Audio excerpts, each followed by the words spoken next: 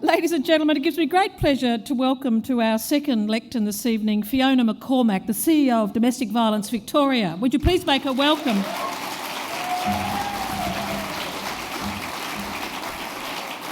If I may, Fiona, I'll just simply say that Domestic Violence Victoria is the peak body for family violence services for women and children here in Victoria. Fiona is both a Victorian and an international advocate. She's spoken to the UN in the United States and she's spoken with the Human Rights Commission in China. So make her welcome again. Thank you.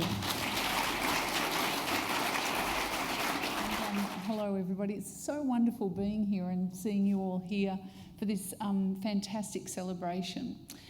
I'd like to start by acknowledging that this is Wurundjeri land and pay my respect to any elders here, past or present.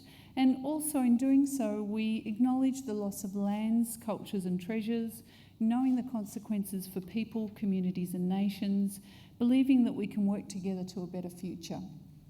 I'm speaking tonight on behalf of the board, staff and members of the three peak bodies who are auspicing this event. So that's CASA Forum, who represent the sexual assault services, that's No to Violence, the Male Family Violence Prevention Association, and Domestic Violence Victoria, the peak body for family violence services. And I'd just like to acknowledge my colleagues Pauline Gilbert and Danny Blay. Pauline represents CASA Forum and Danny from No to Violence. It's been fantastic having your partnership on this and working with you.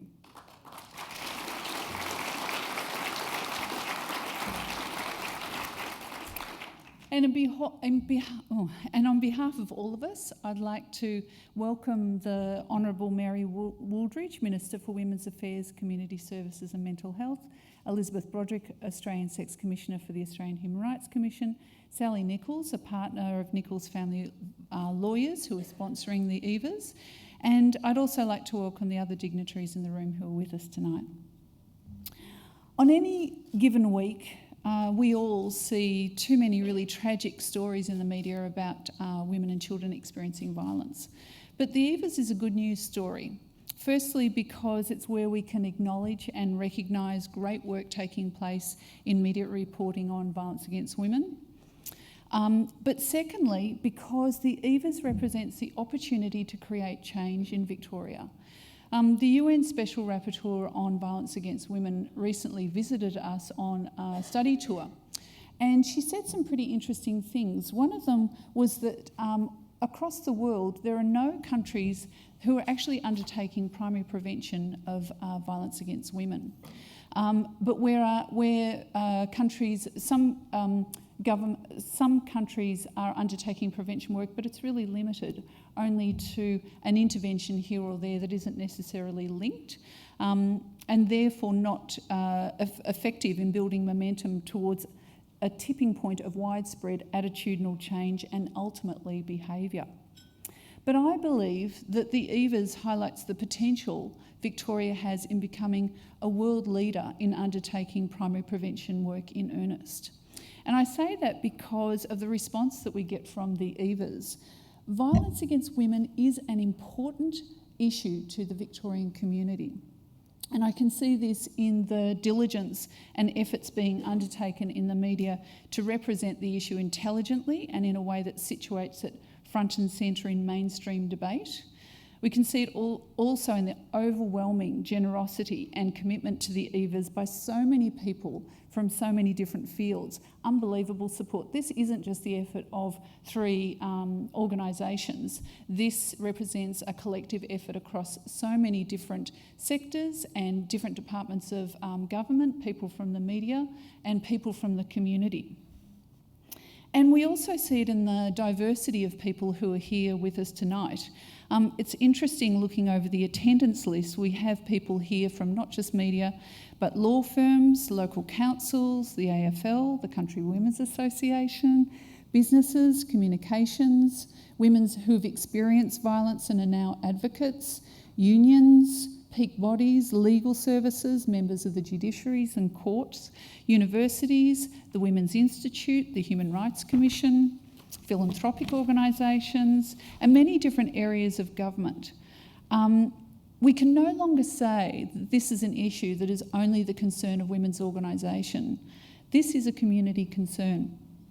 However, to seriously make an indent in the horrific rates of violence experienced by 1 in 3 women, it is essential, firstly, that we have a plan. We need to have an evidence base and a map of how we'll strategically approach primary prevention over a sustained period of time. If there's different sectors and communities undertaking the area of prevention, it's critical that we're all singing from the same songbook, because otherwise we risk wasting resources and efforts.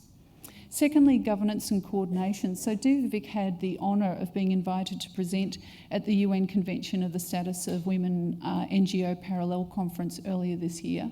And it's very apparent that there is much international attention on Victoria, on the work that we've done so far, and also the work that we're going to do from here.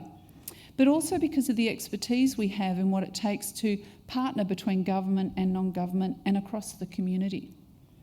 We also need consistent messages in everyday language that can be utilised by all of us when working with media and in our own specific areas of work on violence against women. One of the reasons why violence against women is so rife in the community is because there's still so many misunderstandings and misinformation about the causes of violence against women. We, within the community, we have at least some understanding about the link between, say, racism and race-related violence, or homophobia and homophobic-related violence. We really need to strengthen the link between sexism and violence against women. And also promote the really powerful role people, men and women, can play in supporting the development of a safer and healthier community by modelling respectful attitudes towards women in their work environment, their sporting clubs, in their homes. Similarly, we need to strengthen the understanding of the correlation between the status of women in the community, so the roles that they hold in leading organisations, in parliament, on boards, and their risk of violence. And we also need a robust and specialist response to violence, because it would be pointless in promoting messages of responsibility if, as a community, we were failing to provide robust and effective responses to the soaring numbers of women and children seeking assistance from police, courts and services. We also need leadership, and we need leadership from all of us. So we look forward to the release of the government strategy on violence against women and working in partnership with the government. I particularly want to thank the Victorian Government for funding the EVAs and for recognising the potential that the EVAs have. Can I pay special mention and thanks also to Sally Nichols again and Sally Nichols Family Lawyers, who are sponsoring this event. We're so thrilled to be able to partner with you on this, Sally. I'd also like to acknowledge Kate Owen from CAFS and Vicky Lee Thomas from PACT in the Grampians, who actually began this work many, many years ago. Their leadership on this issue and their commitment is still continued in those organisations.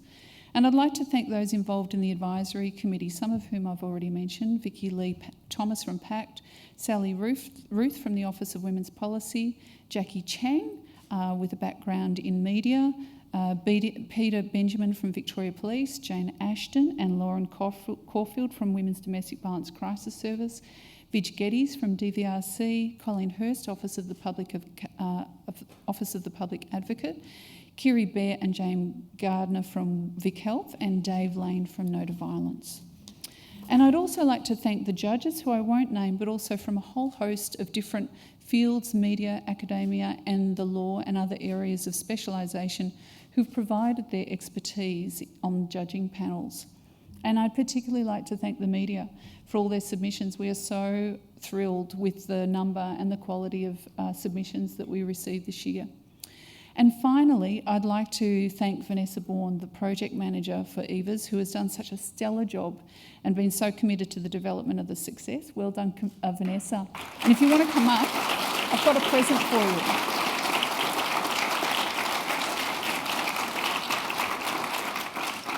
Come on, where are you?